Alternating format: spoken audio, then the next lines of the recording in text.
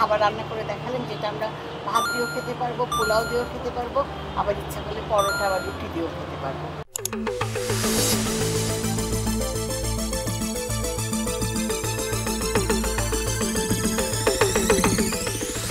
আশা করি আপনারা সবাই ভালো আছেন।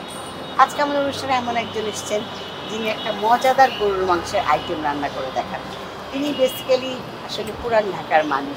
পুরান ঢাকায় আসলে অনেক মজাদার খাবার আছে, তার থেকে একটা মজাদার অন্যরকম খাবার উনি আজকে আমাদের রান্না করে দেখাবেন। চলুন ওনার সাথে কথা বলি। কেমন আছেন আপনি? আলহামদুলিল্লাহ ভালো আছেন। আপনার দর্শকদের আপনার নামটা বলেন। জি, আমি জাহানারা সীমা, পুরান ঢাকা লালবাগ থেকে। সীমা, আচ্ছা, আপনি তো বলছেন যে রান্না বান্না করতে পছন্দ করেন এবং আপনি ঘর থেকে খাবার সাপ্লাই করেন। জি জি, মূলত হোমমেড নিয়ে কাজ করতেছি। এইসব কথা আমরা অনেক কিছু আলোচনা, মানে আপনার কথা জানতে চাইবো, অনেক কিছু শুনবো। আজকে আপনি আমাদের পুরান ঢাকার কি খাবার রান্না করে দেখাবেন? আজকে আমি গরুর মাংস দিয়ে নুইনা শাক দিয়ে একটা রেসিপি রান্না করে দেখাবো। শাক বলেন এই শাকটা? জি জি, দর্শকদের একটু দেখাই শাক। হ্যাঁ, অবশ্যই অবশ্যই।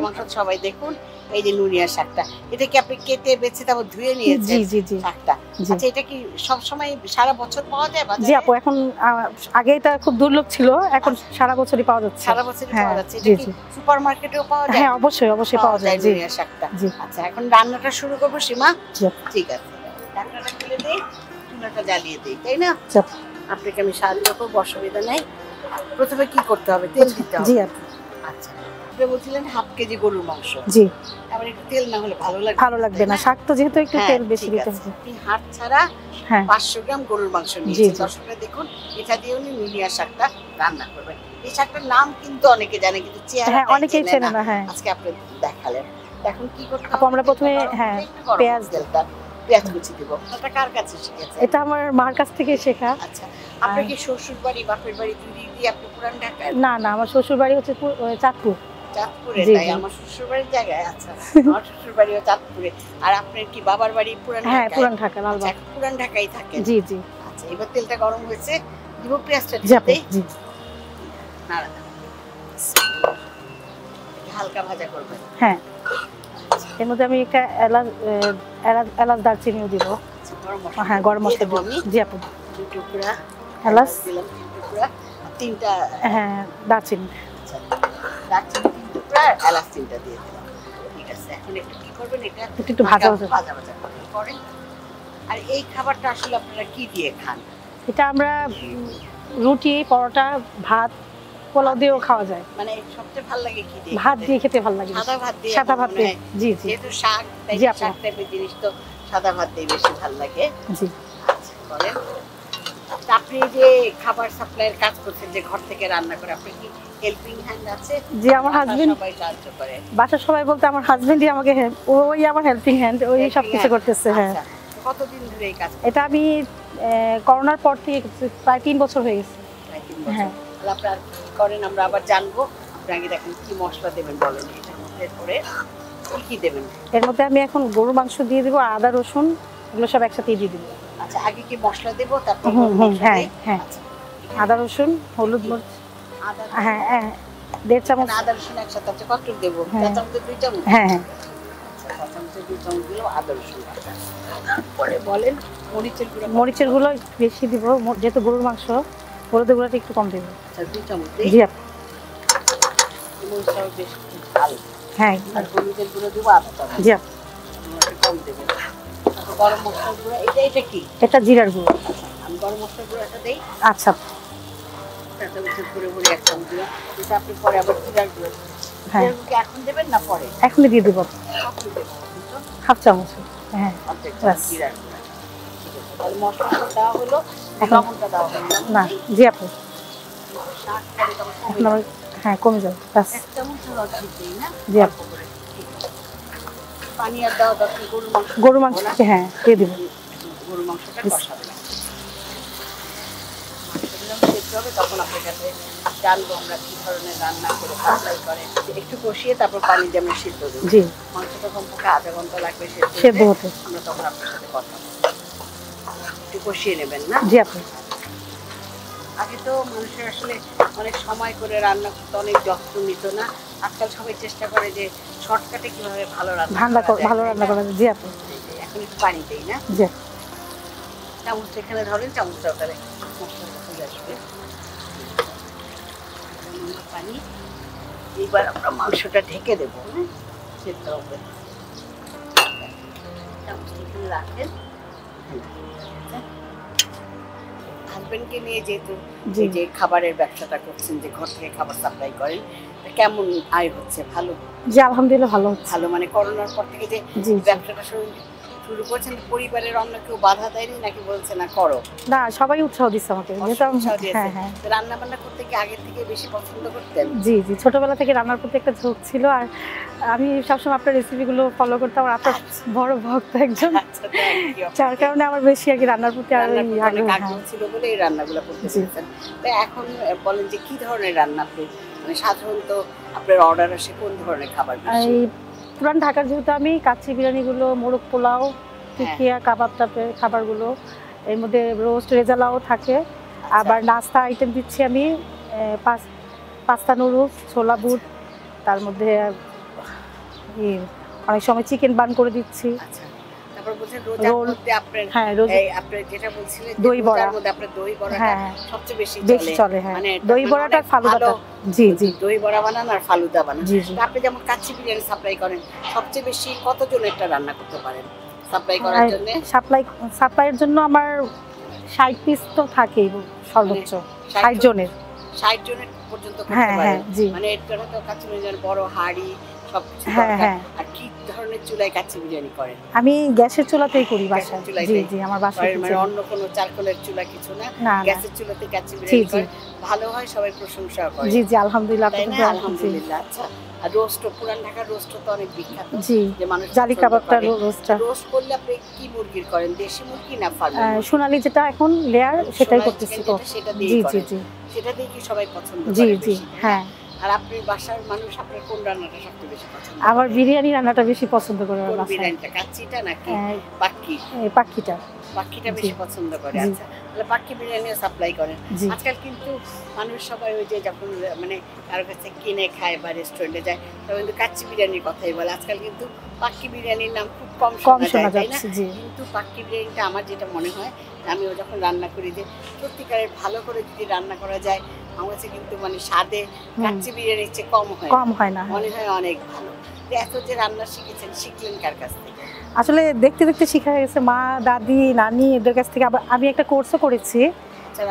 হ্যাঁ, মহিলা কৃষি অধিদপ্তর থেকে পেস্ট্রি এন্ড বেকারির উপর রান্নার উপর একটা কোর্স করেছি। আসলে আমি কিন্তু সবাইকে বলি, যারা রান্না পছন্দ করে, যে একবার না একবার রান্নার কোর্সের জন্য স্কুল বা যে কোনো সংস্থায় যাওয়া উচিত। তাহলে হয় কি, কোর্স করলে হয় কি, আপনি সবকিছু মাপ জানেন। এই যে আপনি 70 জন 80 জনের বলতে, তাহলে 60 জনের তো রেগুলার করেন, কাচ্চি বিরিয়ানি করেন। আপনি যদি ঠিক মতো মাপ পরিমাণ না জানেন, তাহলে কিভাবে করবেন, তাই না? তখন মনে হবে কি, আল্লাহ 10 জনেরই ঠিক আছে, এর চেয়ে বেশি আমি পারবো না। অনেকেই কিন্তু আছেন ভালো রান্না করেন, কিন্তু 20 জনের রান্নাও ঠিক মতো করতে পারে না। আবার তো ওনারা দেখবেন 10 জন 15 জনের রান্না ভালো করছে, কিন্তু 20 জনের জন্য যে মাপটা, বেসিক্যালি মাপটা তারা জানে না। আবার আমার এলাকাতেই যেমন আমার বাড়ি যে বাড়িওয়ালি, উনি প্রত্যেকটা প্রোগ্রামের রান্না আমাকে দিয়ে করাচ্ছে। লালবাগের কেল্লার ওখানে? হ্যাঁ হ্যাঁ, বাসা। আচ্ছা, ওনার প্রত্যেকটা রান্না আমি করে দিচ্ছি বাসায়। ওই আপুর বিয়ে দাওয়াত হলে ওনার বাসায় মানে গেট টুগেদার গুলো আমাকে দিয়ে মূলত করানো হচ্ছে। আপনার একজন রেগুলার কাস্টমার। জি জি জি। আর এমনি কি আপনি কি এমনি আমাকে বলছিলেন যে আপনি বিভিন্ন দোকানে আবার খাবার সাপ্লাই করেন? হ্যাঁ, ওটা আপনি রেগুলার থাকে। সপ্তাহে এতগুলো খাবার সাপ্লাই করেন? প্রতিদিন আপনার একটা ফিক্সড। জি জি। সময় পান কখন? মানে আমি সেভাবেই কাজগুলো গুছিয়ে ফেলছি, মানে আবার কোনটার পর কোনটা করতে হবে, এর জন্য রেস্টের 2-3 ঘন্টা থাকে সময়। ওই ফাঁকেও আবার কাজই করতে থাকি, মানে রান্না নিয়ে কাজ করতে। রেস্টুরেন্ট অনেক ভোরে ভোরে উঠতে হয় জি জি রান্নার জন্য, তাই না? দুপুরের অর্ডার বেশি নেন না রাতে? আমার বেশিরভাগ দুপুরের আর বিকালের নাস্তাটারই বেশি অর্ডার। পাঠিয়ে দেন কি নিচে নাকি? না, আমার হাজবেন্ড নিয়ে যাচ্ছে সাথে। তাহলে হাজবেন্ড এটা দিয়ে সহযোগিতা করে? হ্যাঁ হ্যাঁ, আমাকে ওই সহযোগিতা করে, রান্নাও করে। যেহেতু বেশি, হ্যাঁ বেশি 100-150-এরও করি আমি, মানে গেট টুগেদার যেটা হয় বাসার, সেটাতে আমি ওনার হেল্প ছাড়া আমার সম্ভব হয় না। আমার মেয়েও আছে, মেয়েও করে দিচ্ছে সাথে। ছেলে মেয়ে কয়জন আপনার? আমার এক ছেলে এক মেয়ে। আচ্ছা, ওরা কি মেয়ে কি পড়ে? হ্যাঁ, মেয়ে পড়তেছে। সিদ্ধ হয়েছে, এখন বিকালে আমরা শাকটা দিয়ে দেবো, শাকটা দিয়ে ঢেকে দেই না? হ্যাঁ, শাকটা তো সিদ্ধ দেন। তাহলে শাকটা, এটা প্রায় 1 কেজি শাক রেখেছেন, তাই না? হ্যাঁ, দিয়ে দেন হাতে অল্প অল্প করে।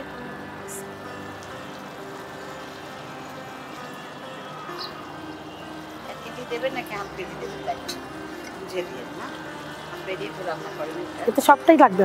লাগবে সব। হ্যাঁ দেন তো। একটু পরেই সেদ্ধ হয়ে শাক দেখা যাবে না।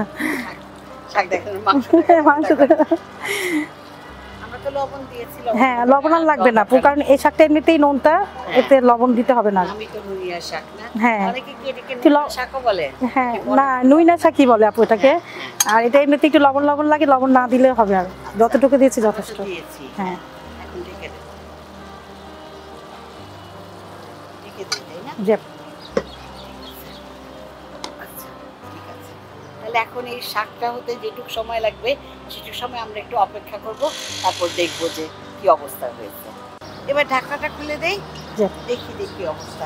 আপনি দেখেন না রাজি, দেখেন তো শাকগুলো তো প্রায় সেদ্ধ হয়ে গেছে। হ্যাঁ। প্রায় কি ভালো করে সেদ্ধ হয়ে গেছে? হ্যাঁ সেদ্ধ হয়ে গেছে আপু, আমাদের মাংসটাও সেদ্ধ হয়ে গেছে। মাংসটাও সেদ্ধ হয়ে গেছে, ভালো মাংস ছিল না যে জি আপু। প্রথমে আধা ঘন্টা, তারপর শাক দিয়ে আরো 15 মিনিটে ভালো করে সেদ্ধ হয়ে গেছে। এখন এটার মধ্যে কি দিতে শুধু হবে? কাঁচামরিচ দেবো আমরা, 4-5টা কাঁচামরিচ দিয়ে ঢেকে দিব আবার। 5-6টা কাঁচামরিচ দেবো? হ্যাঁ হ্যাঁ দিব? জি আপু। আর দেবো নাকি? না না না আর এই কটা দিয়ে হবে। এখন কি আপনি আরেকটু নাড়াচাড়া করে একটু শুকনা করবেন? হ্যাঁ একটু ঝোলটা শুকাতে, হ্যাঁ একটু ভাজা ভাজা হবে। মাখা মাখা হবে। হ্যাঁ না একটু ভাজা ভাজাই হবে একটু। আচ্ছা, এই ঝোলটা শুকিয়ে না না ভিজা ভিজা এটা মানে। দর্শকরা আপনারা দেখতে পাচ্ছেন যে উনি বলছিলেন যে শাকগুলো অনেক কমে যাবে, দেখেন কতটুকু হয়ে গেছে। ওই হাফ কেজি শাক দেখা মাংসের যাচ্ছে না, সমান হয়ে হ্যাঁ। গেছে না? তখন তো আমাদের একদম হাঁড়িটা পুরো ভরে গিয়েছিল না জি, জি। প্যানটা, এখন দেখা যাচ্ছে যে না। আর গন্ধ আসছে, আপনি যেটা বলছিলেন যে এটা নাম হ্যাঁ। যে নুনিয়া শাক, এটা একটু নুনিয়া লবণ শাক, লবণ, হ্যাঁ লবণ গন্ধ লবণ আসছে। ভাব আছে, সেই ভাবটাও এখন আমরা একটু ঢেকে দিব। হ্যাঁ ঢেকে তাতে খুলে আবার একটু ভাজা ভাজা করবেন। হ্যাঁ হ্যাঁ আর এটা বলছিলেন আপনি যে এখন যেরকম দেখা যাচ্ছে, একটু আগে বলছিলেন যে এটা ভাত দিয়ে খেতে ভালো লাগে, আবার ইচ্ছা করলে পরোটা দিয়ে হ্যাঁ রুটি পরোটা দিয়ে মানে চাপাতি করেও তা দিয়ে হ্যাঁ, আমরা হ্যাঁ, খেতে পারি, খেতে তাই পারি। না? তো এই মাংসটার কি অর্ডার আসে আপনার? হ্যাঁ আসে, নুনিয়া আসে, মানে শাকেরও আপনার আসে। লিস্টে এটাও আছে? হ্যাঁ হ্যাঁ মানে আপনার যে মেনু জি, আছে জি। যে এই খাবার তৈরি করেন, হ্যাঁ তো এই শাকটার অর্ডার আসলে এর সাথে কি আসে? সাথে ওনারা রুটি অর্ডার করে নেয় বাড়ি থেকে, এটা আর আমার কাছ থেকে নেয় না, শুধু মাংসটা রান্না করে দিতে বলে আমাকে। আপনি কি এমনি রুটি, রুমালি রুটি, তারপরে চাপাতি, তারপর নান এগুলা বানান নাকি এগুলা না করেন? শুধু নানটা করি, নানটা করি, আর একটা আছে বসনিয়া রুটি, সেটা করি। বসিয়া রুটিটা করেন? জি জি। নানটা কিসে করেন আপনি? নানটা আমি বাসাতেই করি, আমার ফ্রাই প্যানে। সেই নানটাও মানুষ পছন্দ করে, তাই জি না? আপু জি। দেখেন এখন পানি শুকিয়ে গেছে, হ্যাঁ। ভাজা করবেন, করে নেন। আর তো কিছু দেওয়ার নাই না না কিছু দেওয়া না, সব দেওয়া হয়ে গেছে আমাদের, শুধু এটা একটু ভাজা ভাজা হবে, তেলটা উপরে চলে আসলে আমরা দিয়ে দিব, সার্ভ করবো। নামিয়ে ফেলবেন। হ্যাঁ নামিয়ে। প্রায় শুকিয়ে গেছে, ভাজা ভাজা হয়ে আসছে। তাহলে মানে কি আসলে হচ্ছে কি আমরা একটু ঢেকে দিয়েছিলাম, আমরা একটু কম ঢাকলেও পারি, কারণ অনেক হ্যাঁ হ্যাঁ পানি তো উঠে আসছে শাকে হ্যাঁ, থেকে, এই কারণে শাকের খোলা থেকে। রাখলে ভালো হতো। খোলা রাখলে ভালো হতো, তখন আমরা ভাবলাম না এতগুলা শাক কতটুকু হ্যাঁ। দেখে নিই আগে, আবার একটু নাড়াচাড়া করেন না, তারপরে ভালো করে প্রায় শুকিয়ে আসছে। প্রায় শুকিয়ে গেছে, ভাজা হলো না। কেমন লাগছে আপনার এরকম রান্না করতে বাইরে? জি আলহামদুলিল্লাহ ভালো লাগতেছে, দেশ বিদেশের রান্নার আর সবচেয়ে ভালো লাগতেছে আপনি আমার পাশে। বেশিরভাগ অনুষ্ঠানে আমরা আসলে আউটডোরে করি, স্টুডিওতে করি, খুব কম করি। বেশিরভাগই আমরা বাংলাদেশে বিভিন্ন আঞ্চলিক রান্না বিভিন্ন অঞ্চলে ঘুরে করি। করোনার মধ্যে ওইভাবে করা হয়নি, তবে এখন থেকে আমরা আবার বিভিন্ন অঞ্চলে যাওয়া শুরু করেছি বিভিন্ন আঞ্চলিক রান্না করার জন্য। আপনাদের যেহেতু লালবাগের কাছে থাকেন, একদিন পুরান ঢাকায় গেলে লালবাগের কেল্লায় জি জি অবশ্যই অবশ্যই রান্না করবো, আগে কন্ট্যাক্ট করে যাবো। আচ্ছা ইনশাল্লাহ। নামিয়ে দেবো? হ্যাঁ আপু হয়ে গেছে হয়ে গেছে। হয়ে গেছে। আমি বেড়ে দিই না আপনার জন্য।